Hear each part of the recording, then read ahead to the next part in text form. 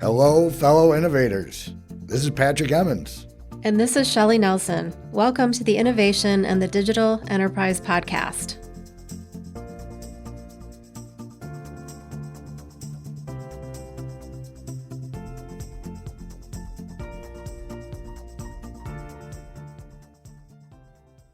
Adam, thank you so much for joining us. It's such an honor to have you on the podcast.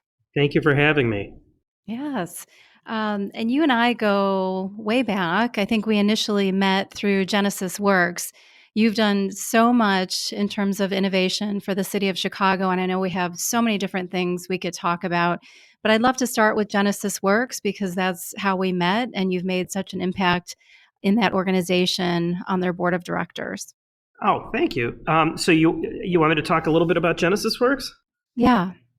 Genesis Works is a really interesting and unique program, and it exists in Chicago, but it exists in other cities as well.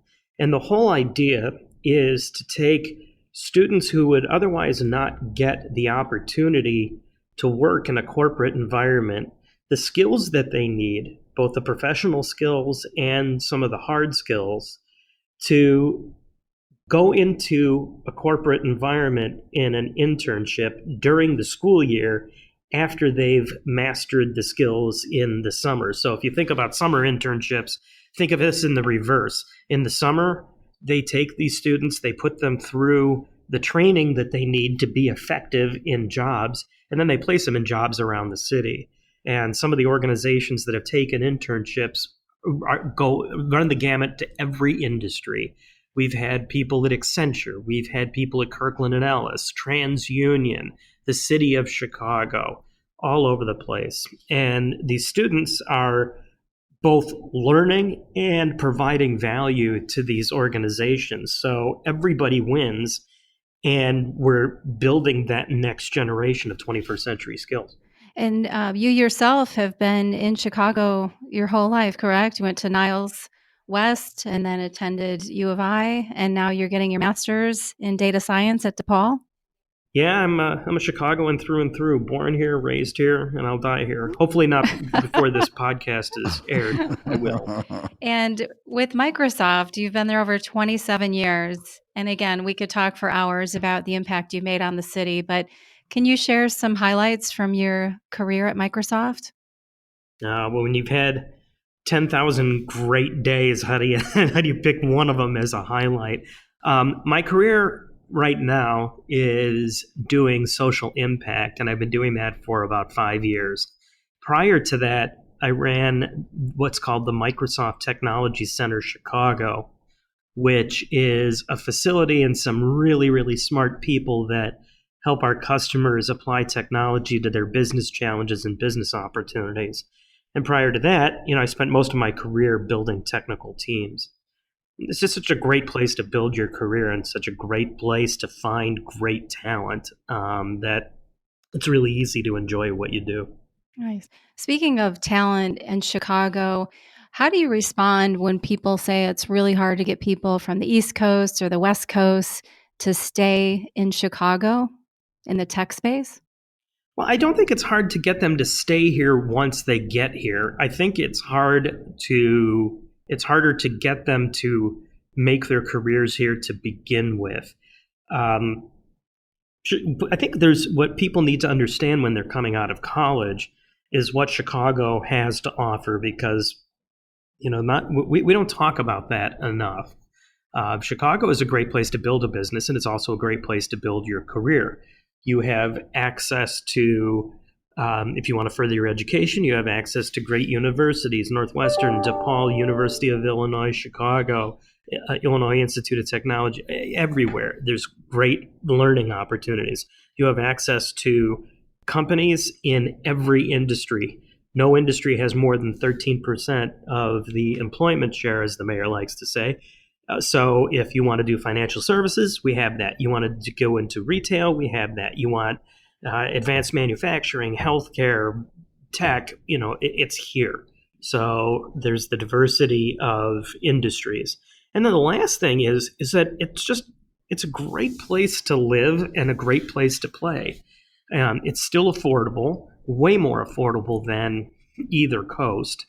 And it's like living out in the coast, except you really would want to live here. Well said. I do think I have a quick question because I think it's very interesting when you think about like the different industries, supply chain, transportation, logistics. Is that, I know there's that's maybe not the most sexiest topics to talk about, but it is a large part of our history and how Chicago became successful. Is that something you see people investing in heavily and finding new ways to take that type of industry into the next century? Oh yeah, absolutely. I mean, you mentioned the logistics sector. There are new logistics companies coming up all the time, and Chicago is a great place for this because we are the traditional center and focal point for the country for transportation and logistics. All the trains ran through here. If you take a look at where the economy is going, where the transportation economy is going, it's going to getting things to places faster, safer, and more efficiently. So you start to see a lot of business that are coming up like that. And it wasn't that long ago that Coyote Logistics was a startup, and now it's a very, very well established company. There's other companies like that. And the other thing is that Chicago's not afraid to experiment with new models, not just new business models, but new policy models. And in the City Tech Collaborative here in Chicago just launched their Advanced Mobility Initiative to take a look at what the next 3 years of experimentation should look like around transportation. And a lot of that is around how do you manage the new ways of moving people and goods around. So I think that our legacy, we're fortunate that it was in that space because that's now another future economic stream for us. Yeah, I hear you on it, and it's interesting because I think there's been a lot of talk about the long haul drivers are going to be out of business, but there's a complete shortage of those resources as well. It seems like the shortage of talent isn't just in the technical side, but very much so on the non-technical side. I mean, being from Chicago, living on the South Side, a lot of union friends and a lot of unions struggling to find talent as well. Is that something that's really at the forefront of what you see on the city's mind from like a developing not just the technical talent, but some of the physical talents that we need to be successful at that for that next step? Absolutely. I'm also on the city and county's workforce board. It's called the Chicago Cook Workforce Partnership. And one of the things that we look at is how do you go from what used to be a degree and diploma focused labor market to a skills based labor market.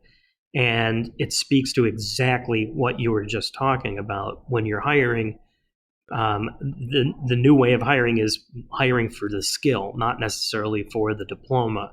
And what's key to that, if you want to stay relevant in the economy, is to becoming a lifelong learner and to having opportunities to be taught those new skills, to grow with things in the transportation industry and the hospitality industry and the retail industry and all of these traditional industries that are becoming anything but traditional.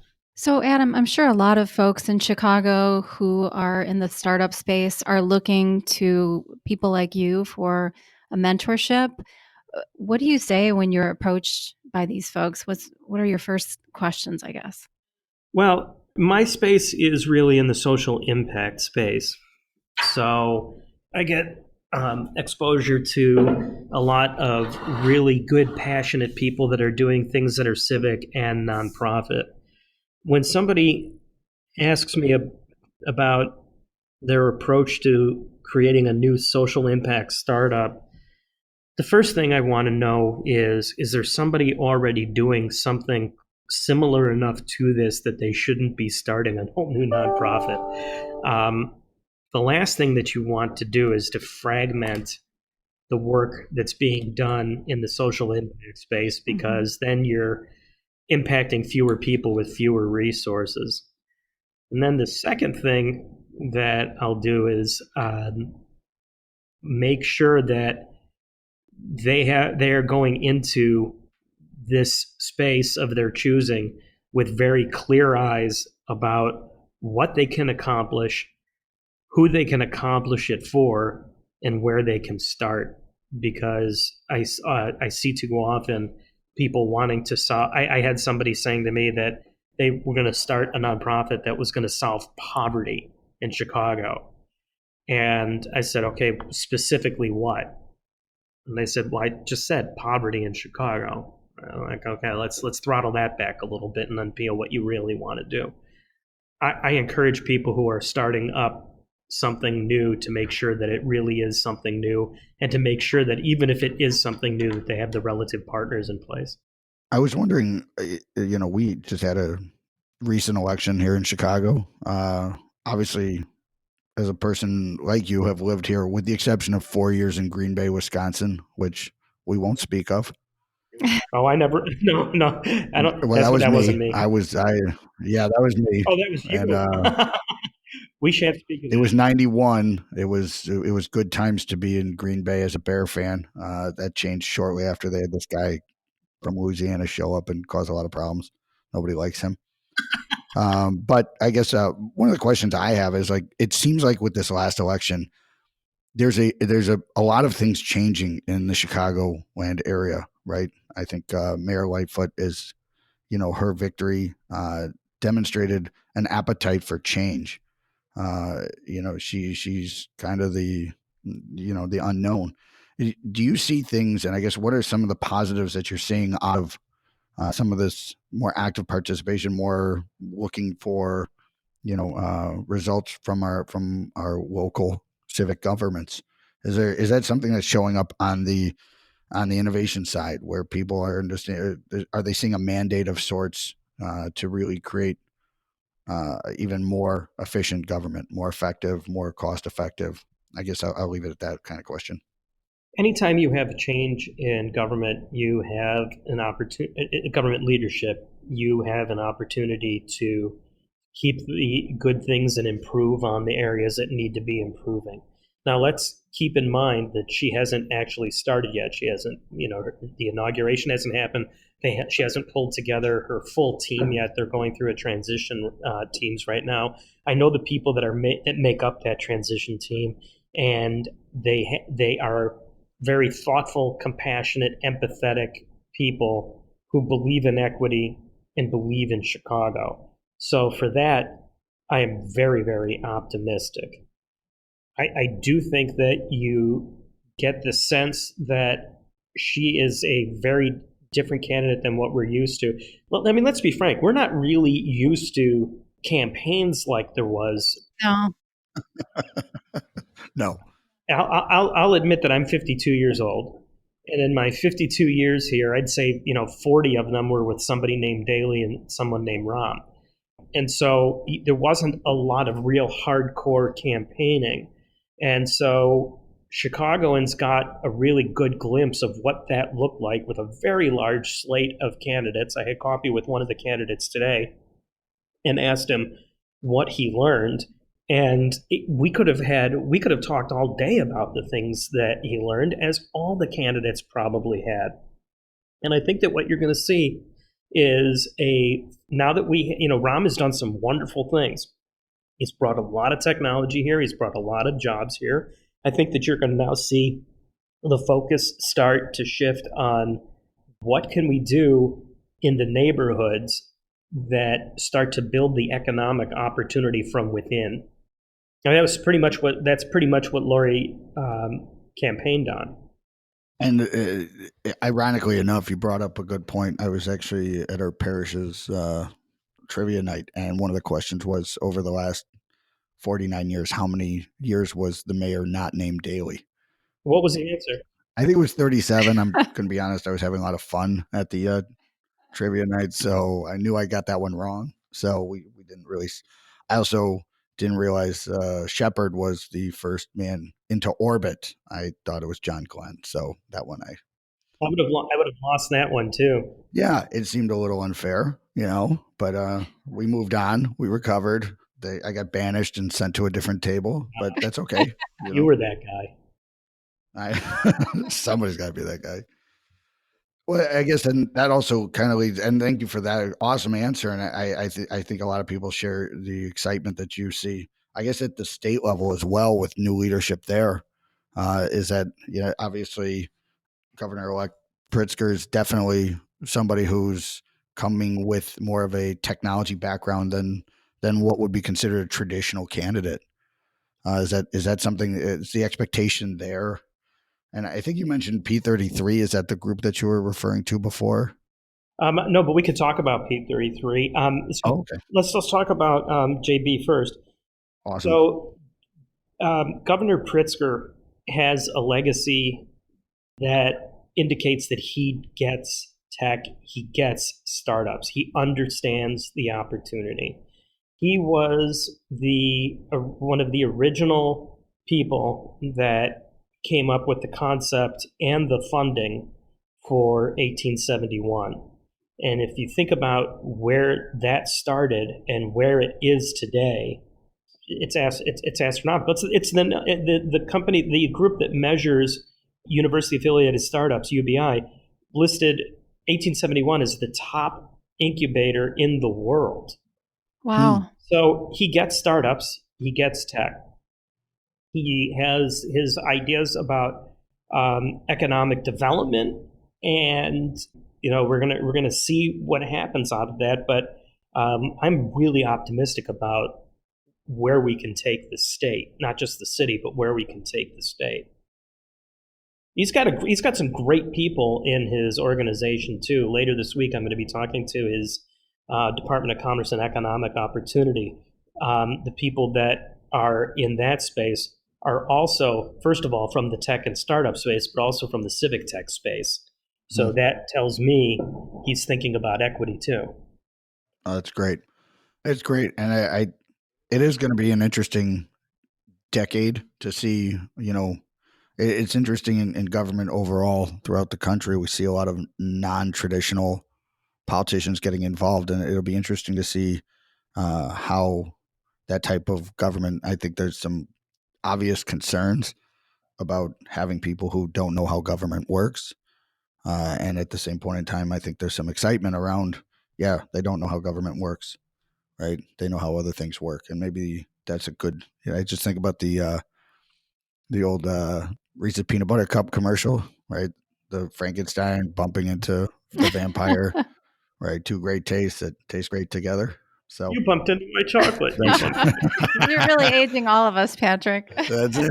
Two great tastes that taste great together. Quick side note: we were talking the other day, and I was driving my kids back from a game over the weekend, and they saw a payphone, and they're like, "Why is that there?" And I explained that to them, and then the story came up about some commercial where you would make a collect call, and then instead of saying your name, you'd say where you're at. And I did that. Like we did that with my parents all the time, right? And do you know why you did that with your parents? It was because you were lost and didn't have a GPS. That's right. They didn't know where I was. I was on a bus at Woodfield, and they had no idea. I could have been in Indiana for all they knew. But you took the 256 to Woodfield. I used to do that down Gulf Road. Absolutely. Gulf Road. That's it. The Eagle store there at Bussy and Gulf is where I picked it up. Anyways, so that's really interesting. I do think when we think about like the state, I think what from your perspective, what do you see as the biggest opportunity that sits before this state? Obviously, we're a little short on the startup funding in comparison to other areas, New York, San Francisco, obviously, Boston, arguably. What do you see as the biggest opportunity for us to really catch the eye of investors and get that money rolling and getting that kind of engagement? Okay, so obviously we have some economic issues, some financial issues that we have to get through, and that can't be kicked down the can very far before you run into problems where you can't execute on some of these things. But I think the best opportunity that we have is to provide equity in our education. So in the state, and even in just the city of Chicago, you have the opportunity to bolster the skill set of the students so that they're learning 21st century skills earlier.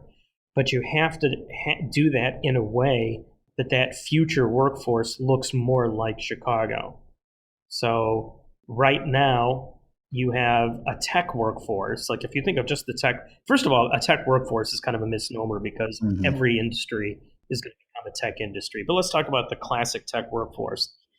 It's getting better, but it doesn't look like Chicago. It's still predominantly white and still predominantly male. I think it's last statistic I saw was from Black Tech Mecca back in 2017. They said that the professional tech workforce is 9% Black, and CompTIA said that it's 22% female. Well, I can tell you fairly certainly that doesn't reflect the population. And for tech to work, especially in the world of AI, machine learning, and big data, it has to be created by the people that are going to be the ultimate consumers of it. So when people talk about equity for education, it's not just that it's the right thing to do. It's the existential thing to do because the tech won't work unless you have that equity. And I fully agree with your assessment, but I guess clarification, or just expand on why is that critical, specifically in the data science, the machine learning, and the AI space? Why is it critical that we have that kind of diversity? Well, in that space, everything is related to data, right? You take a look at machine learning. How does machine learning work? The machine learns from a data set, and then it builds a model based on what it's learned, and then it goes and does whatever it is that you've asked it to do. Well, if I've trained my model by having it talk to 90% white men, when it sees an African American or a Latinx girl or woman, the chances for error get by an order of magnitude higher. And then you think about models like, where have we seen this issue in the past? Well, we've seen it in technology applied to policing models, right? And some companies have their searching algorithms, their image searching algorithms out of whack. Why is that? Because the testing data set didn't reflect the population that they were targeting. And I think you hit on a really important point, just to kind of drive it home, is I think for some folks out there, they wouldn't understand that data isn't truth. It can be biased. That's the challenge that we're really facing, is that these models have bias all into themselves. It's not that data, X doesn't equal 4 in these scenarios, that the people developing those models, they have natural biases that, intentionally or unintentionally manifest into the outcomes that they're looking for. Is that the challenge that you're saying? That's a big piece of it. You can never eliminate bias from data unless you were able to get a data set that reflected the entire population. You're always going to have some bias in it. Actually, even then you may have some bias in it. But the goal of any good model is to minimize that bias and still perform really well. And there's a cost to you not doing that, and quite often it's a social cost. Facial recognition is a big space where that shows so up. The biggest opportunity from your perspective is further engagement in some of these less than engaged audiences, pools of talent. I would just simply say that you need to get talent from everywhere. You hear this all the time. Some politician says it like they invented it, that talent is everywhere, opportunity isn't. That's very interesting. Yeah, I've never actually heard that one. So I'm going to write that one down and claim You got to go talk to more politicians. I was going to say, well, I was going to take credit for it now. I mean, if it's Go getting for it. mileage, I might as well, swipe it. I'll be tweeting that in about 14 seconds. Go for it. No, it's very interesting. I guess one of the things that I see is that at times we get really excited about, Salesforce is coming to Chicago or Facebook or Google, but they're not bringing their headquarters here, right? I'm concerned at times that yes, there are good technology jobs here in Chicago, but it's my concern is that are we becoming an outpost of software talent because of the things that you mentioned before? Our cost of living is very low comparatively to San Francisco and New York. We do have amazingly hardworking people with ambition, but with a good, solid culture and a neighborhood and connection. Is that something that you see concern that in the opportunities as we're growing our own businesses? And you bring up great ones before, like Coyote, right? Huge success, right? That's an amazing success of doing what we do best. Is that a concern that you see as well? Is that something that maybe I'm over concerned about? I don't mind when companies use Chicago as an outpost because that means that they're adding jobs. Several thousand jobs have been added by the companies that you named. What I do worry about is that the talent pool isn't being culled from everywhere.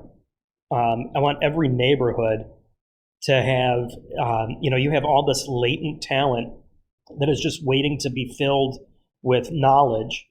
And I think we have to be intentional about getting access to that talent and filling them with lifelong learning and skills so that they can be the ones filling some of these jobs. Yeah, no, that's a great point, Adam. And I know you're doing a lot of that work through Genesis Works. What other organizations in Chicago do you feel are really moving the needle with that respect? I think that the Chicago Cook Workforce Partnership is doing some really interesting things. By the time this podcast posts, they will have announced something called Chicago Codes, which is going to be taking traditionally low-income people and giving them the skills that they need to become software developers and some of the soft skills that they need, and not making it onerous on them, not making it incredibly expensive or where they have to sacrifice, helping a senior at home or, their personal circumstances to get that kind of training. And it's going to be supported by non-technical training as well, professional development, soft skills training, things like that. That is a project that I have been very, very excited about and been looking at it for about a year. That's great. And you said with this new administration, we're going to be focusing more on what we can do in the neighborhoods. So do you think that will reinforce what the city is trying to accomplish? Yeah, that's my hope, and that's what she campaigned on, and so I have every confidence that that's what she's going to execute on.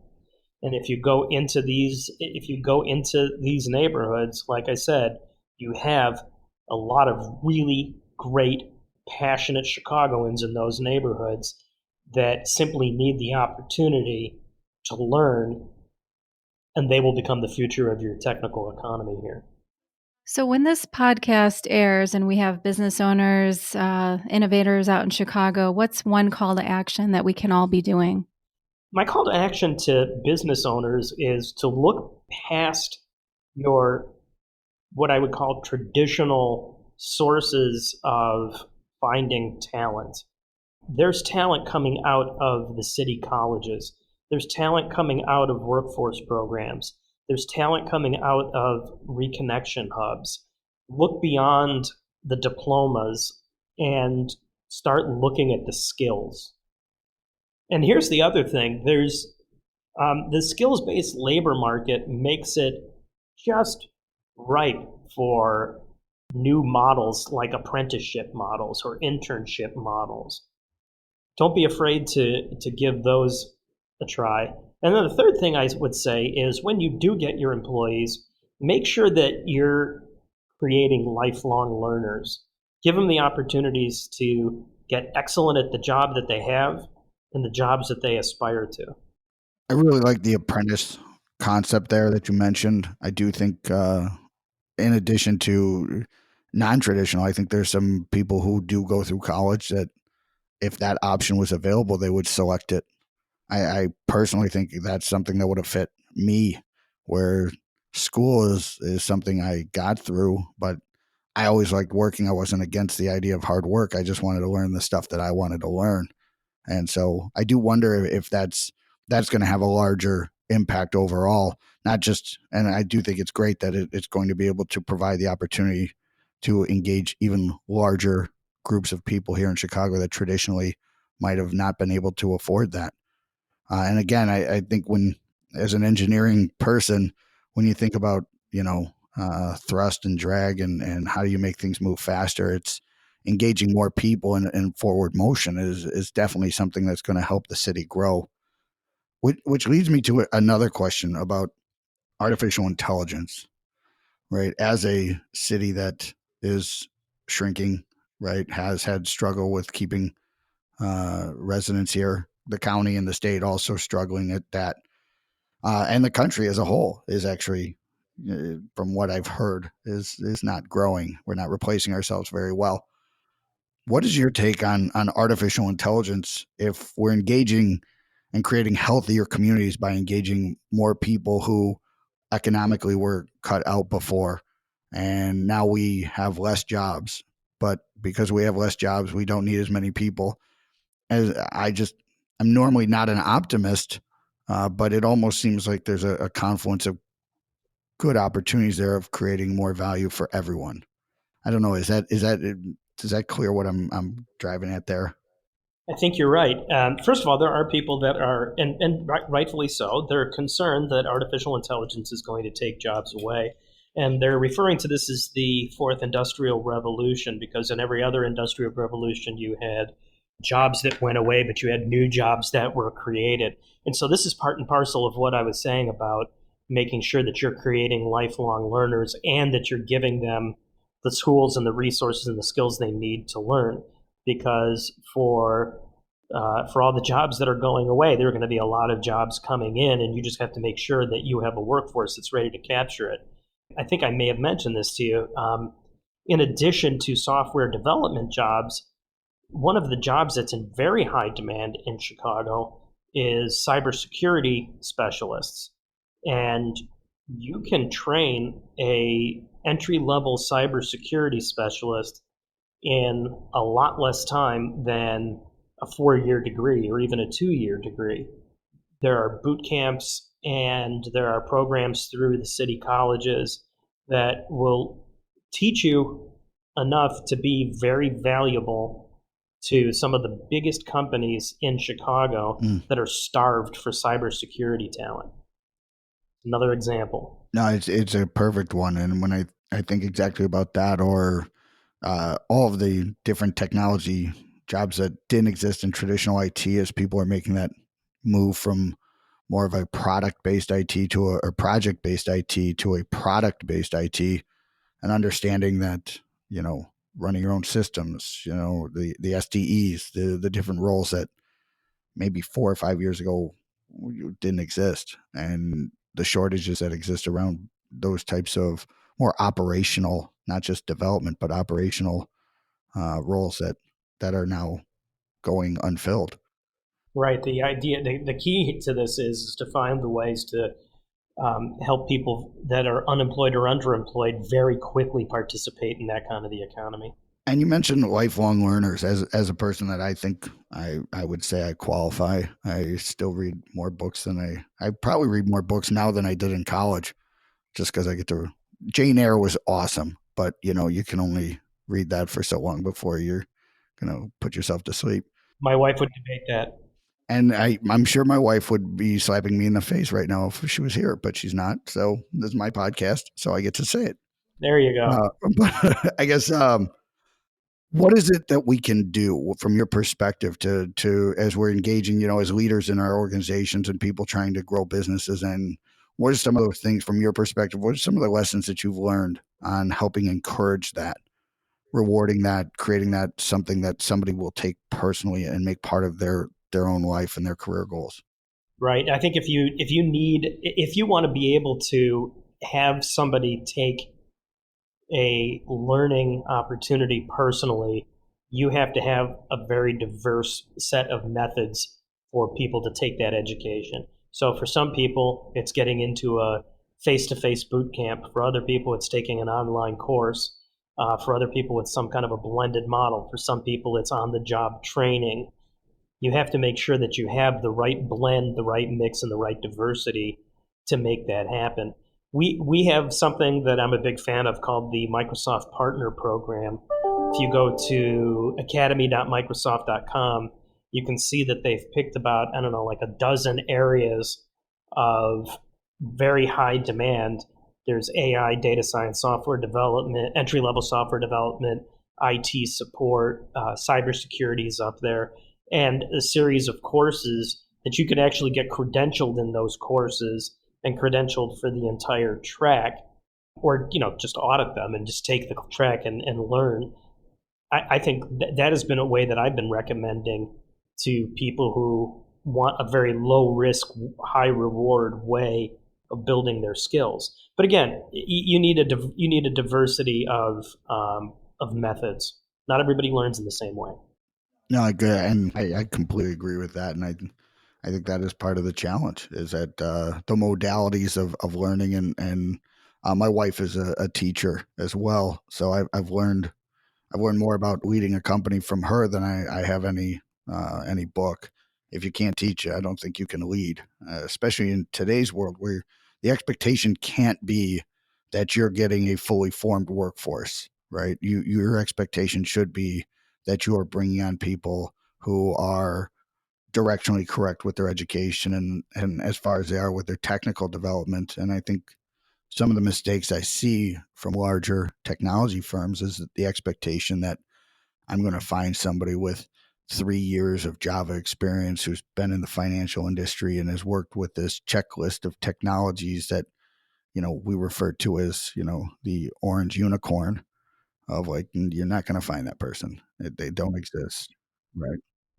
Right. That person doesn't exist, and if they exist in very small quantities. And the other thing I would add to that is make sure that the learning doesn't stop when you're hired. And as a business owner, I agree. And so I have challenges at times because at times it appears to me that that's an individual decision, right?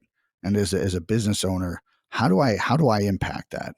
How can I create, aside from awareness and like paying for every book, course, whatever online, are there things that you're seeing that are successful to create that where it's had an impact with organizations?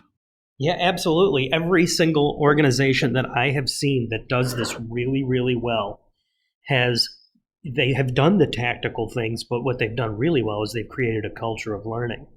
Mhm. If it's not in the culture, if it's not in the DNA of the organization, then you're just putting resources in front of people and hoping that they take on the learning ethos. But you got to create that culture, and it's got to come from the top. And I do think I think there's, we talk about the gig economy and people that, gig economy not just in like Uber and Lyft drivers, but also contractors and developers and the technical resources. There seems to be a broken promise somewhere along the way of organizations view resources as a unit of work, and people view organizations as these disloyal collection of you know, uh, people who are just driving towards a financial outcome. I think you're right. I guess that's kind of the question is like if that's where we remain, organizations not investing in that lifetime leadership or learning and more. I really think the real biggest opportunity is development of leadership in the people that you have. where it's like people are viewed as this cog of sorts, this unit of work, and that they're only going to stay for 9 to 12 months. So why invest?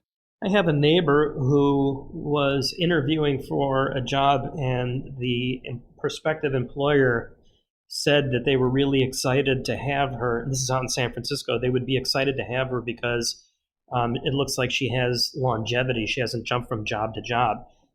By longevity, they meant that she was with her last employer 18 months.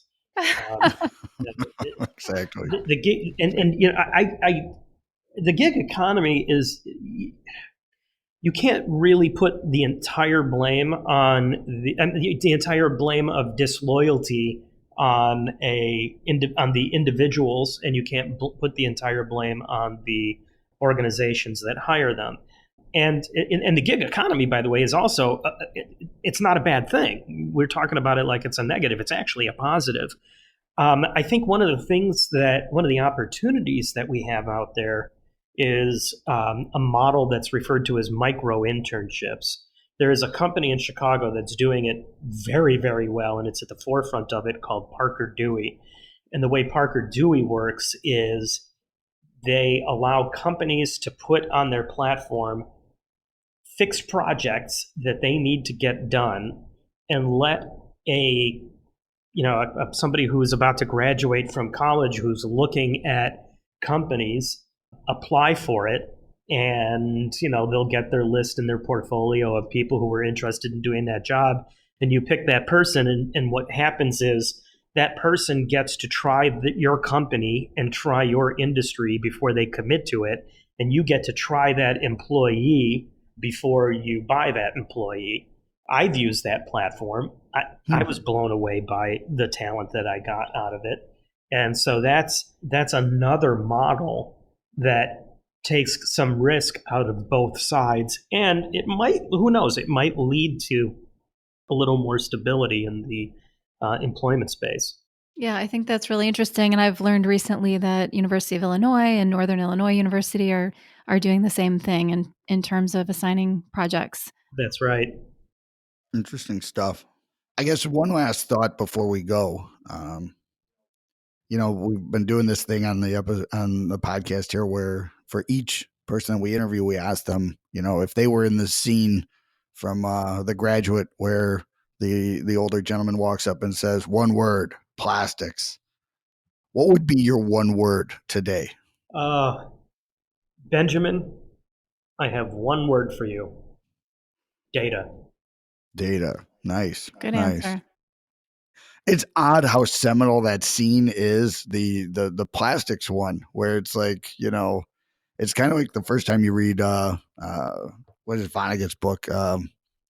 Slaughterhouse 5? Slaughterhouse 5, right. And like at the end where he's walking down the street and it's 1970 something and he sees a bumper sticker that says Ronald Reagan for president. Right. And the book's written in like 63. Right. And everybody's laughing at that. Yeah. It's just crazy where it's like, well, this is America. Anything's possible. Exactly. All right, folks. Thank you so much. Thank you so much, Adam. It's been a pleasure having you on here. Yeah. And good luck. We're all pulling for you. We want you to do great things for the city. We all want to live here. We want to be able to stay here. So we're all on board. Let us know how we can help. I'll do my best. Thank you. Thanks, Adam. All right. Take care. And you can subscribe by visiting our website at dragonspears.com/podcast or find us at iTunes, Spotify, or wherever you get your podcasts.